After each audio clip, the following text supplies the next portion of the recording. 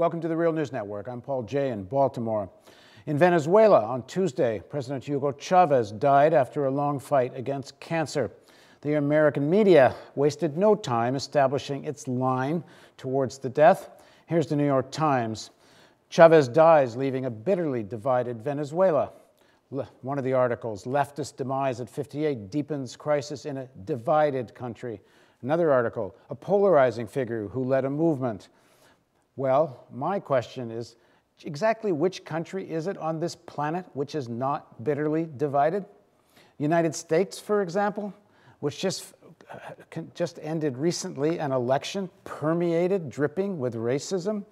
A country where one president has been assassinated, a civil rights leader was assassinated, a candidate for president was assassinated. Which country is it that isn't bitterly divided? And of course, in a country with a lot of oil resources, there is going to be a big division about who owns those resources, just as there are exactly the same kind of divisions on every planet, every country on the planet.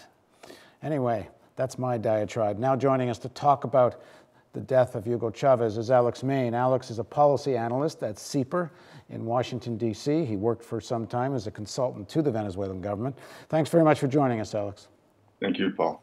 So what, I guess what I'm saying is not that Venezuela isn't divided, and yeah, to some extent that division will be bitter, although we'll see exactly how this plays out. But every country is. But why is the New York Times making that their lead? Well, I mean, what we're seeing now today, the leads of many papers, is a really absurd caricature of what Chavez was and what Venezuela is, that I think is frankly very insulting, really, for the Venezuelan people, who are transformed into sort of wild-eyed fanatics that worship Chavez like the Messiah, although apparently he's driven the economy into the ground, if you believe what many of these media outlets are saying. And that's just so remote from the reality on the ground in Venezuela.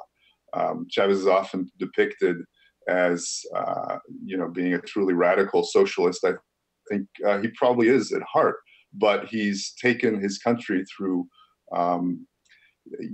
several steps that are still far beyond socialism. He's taken it from a wasteland that was the case in the 1990s that neoliberalism created in Venezuela, where the state was reduced to nearly nothing, and the state oil company, which is absolutely vital for the health of the economy, was being progressively privatized and really in the hands of a managerial class that did not have the interests of the country at heart. So that oil industry was recovered under President Chavez with a great deal of division, polarization, and a real battle, as it turned out, a political battle that culminated with a coup d'etat in April of 2002, followed by a prolonged oil strike, where this managerial class succeeded in closing down the oil industry and bringing the country to its knees economically. That was truly the worst time under Chavismo, and it was provoked by the opposition. Since then, since 2004, the country's economy has actually been quite healthy, with a pretty steady rate of per capita GDP growth of about 2.5% per year, even when you include the effect of the global recession, which did hit Venezuela pretty hard in 2009 in particular. And today, Venezuela is a much healthier place economically, and we're also seeing something closer to, I would say, a social democratic state, not a radical socialist state. We're very far from that at the moment, but certainly where the state has a great deal more control of various strategic sectors of the economy, in particular the oil industry, and is doing a much better job of distributing the oil revenues to people that had been traditionally marginalized, the poor of Venezuela. And that the amount of poverty has really been cut in half. So why then the venom coming from American media, most American politicians? I think what you're saying is true. It was a kind of social democracy in Venezuela. Many of the kind of laws that exist there are not that different than some of the more social democratic countries in Europe. But the venom for Chavez was certainly out of proportion to that. Now, one must say there was a very high level of rhetoric coming the other way from Chavez towards the United States. Well, absolutely. And, of course, Chavez, it's true, he's extremely irreverent and not really into diplomatic protocol. And, of course, that was very much the case when he gave this speech at the UN General Assembly in 2006, where he called George W. Bush the devil and so on. So I think that irreverence has hurt him a lot in the media. I mean, they're basic codes that you're supposed to follow. But I think there's also a much deeper sort of ideological battle in all of this. And of course, the US traditionally, Latin America, traditionally the US's backyard. A real laboratory of sorts where neoliberalism was being implemented really throughout the region. Venezuela was at the center of that and a very strong ally of the US in perpetuating that agenda throughout the region. And Chavez came in and said, to hell with this. And, he felt that his time was limited. He was, fatefully very right about that. And I think Chavez, one of his big characteristics, he was always a man in a hurry.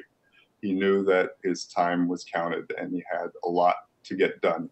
And there's still, of course, a lot to do in Venezuela. But in very little time, he did manage to shake up the system quite a bit, quite remarkably. I guess the thing that he did, maybe the most significant thing he did, because we'll see in the long term what the successes of what he called the Bolivarian Revolution are. But he got elected and several, over and over again, several times, and on a platform, a campaign that was totally opposed to what the American agenda for Latin America was. And, he survived to tell the tale, at least he survived till now. And although I must say, Maduro, the vice president, on television today actually said that they think that his cancer was induced in some way by what he called Venezuela's historical enemies. I don't think there's any evidence of that, although they're saying they're hoping someday there'll be a scientific commission to look into that. But let's set that aside. But he opened the door to this leftward move of all of Latin America, and it's no longer most of Latin America is not marching to the American tune. No, absolutely. Latin America is transformed. And I think we're seeing it in a lot of the homages that are being paid to Chavez today. We've heard from various countries, of course, from some of the strongest allies like Ecuador and Bolivia. Also from Brazil, Dilma Rousseff has given a very emotional farewell to Chavez in remarks today. And what we certainly see is that it's a completely different region from when Chavez was elected. In the late 90s, I used to joke about it. He'd be sitting at these big summits, regional summits, with Fidel Castro across the table and say, we're the only two devils here, Fidel. But today, from the US perspective, there are many devils to deal with throughout the region. And Chavez really helped carve out that political space. And of course, he also, directly supported a lot of these leaders. He provided them with support that I think countered a lot of the US support for some of the more elite interests throughout the region. He provided them with very crucial political support. And so gradually you had a system of alliances that sort of stuck together and that is now a very solid one, certainly throughout South America. Right. Thanks for joining us, Alex. Thank you, Paul. And thank you for joining us on the Real News Network.